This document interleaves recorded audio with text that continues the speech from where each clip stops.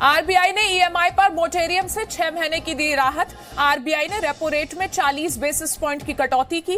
Repo rate 4.4% से घटाकर 4% हुआ, लेकिन रिवर्स रेपो रेट में कोई बदलाव नहीं। देश में कोरोना संक्रमित मरीजों की संख्या फिर बढ़ी। कोरोना संक्रमित मरीजों की संख्या 1,18,447 पर पहुंची। देश में कोरोना संक्रमण से अब तक 3,583 लोगों की मौत। 24 घंटे में कोरोना के अब तक सबसे ज्यादा 6,088 मामले सामने आए। 24 घंटे में ही कोरोना संक्रमित 148 मरीजों की मौत हुई।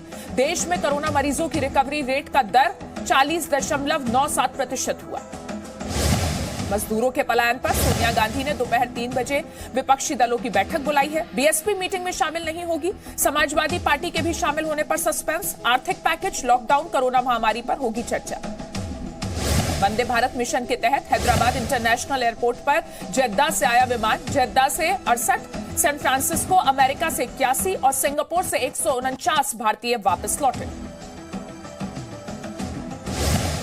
आज से रेलवे स्टेशन पर मौजूद टिकट काउंटर से बुक हो गए रेल के टिकट्स। रेल मंत्रालय ने जारी किया आदेश। एजेंट के जरिए भी यात्री करा सकेंगे रेलवे टिकट की बुकिंग।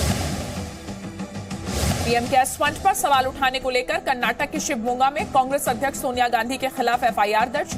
सोनिया पर ट्वीट कर लोगों को पीएम केयर्स फंड से जुड़ी गलत जानकारी देने का आरोप। यूपी कांग्रेस के प्रदेश अध्यक्ष अजय लल्लू 14 दिन की न्यायिक हिरासत में जेल भेजे गए। बसों की फर्जी लिस्ट मामले में कार्रवाई। लल्लू को स्थायी जेल गोसाईगंज भेजा गया। पिछले 24 घंटे में बीएसएफ का एक भी जवान नहीं मिला कोरोना पॉजिटिव। कोरोना से पीड़ित अभी तक 274 जवान ठीक हो चुके हैं। फिलहाल बीएसएफ के 87 जवान कोरोना के एक्टिव मरीज हैं। सीआरपीएफ के 9 और जवान कोरोना संक्रमित हुए। कोरोना से पीड़ित सीआरपीएफ के जवानों की संख्या 335 हुई। कोरोना से अब तक सीआरपीएफ के 2 जवानों की मौत।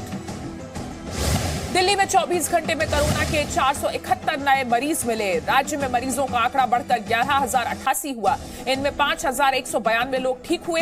कोरोना से दिल्ली में अब तक 176 लोगों की मौत। राजस्थान रोडवेज ने उत्तर प्रदेश सरकार को 20,36,664 रुपए का बिल। कोटा से राजस्थान रोडवेज की बसों से यूपी के छात्रों को आगरा और झांसी तक छोड़ने का मांगा किराया। लॉकडाउन की वजह से नेपाल में फंसे करीब 300 भारतीय वापस लौटे। भारतीय सीमा में पहुंचते ही सभी ने भारत माता की जय के नारे लगाए। दिल्ली सरकार ने शराब की बिक्री पर लगने वाले 70% कोरोना सेस को हटा लिया है। अब पुराने रेट पर ही दिल्ली में शराब मिलेगी। यूपी और हरियाणा से दिल्ली में शराब की तस्करी बढ़ने की आशंका के बाद लिया गया फैसला। मुंबई में कोरोना के 1,382 नए मामले सामने आए। मुंबई में कोरोना के मरीजों की संख्या बढ़कर 25,317 हुई। अब तक 882 लोगों की मौत।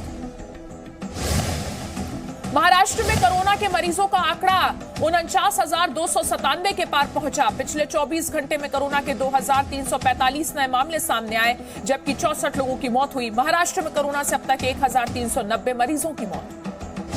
गुरुवार को यूपी में कोरोना के 341 नए मरीज मिले। राज्य में कोरोना के मरीजों का आंकड़ा बढ़कर 5,175 हुआ। कोरोना से 3,066 लोग हुए ठीक। अब तक 127 लोगों की मौत।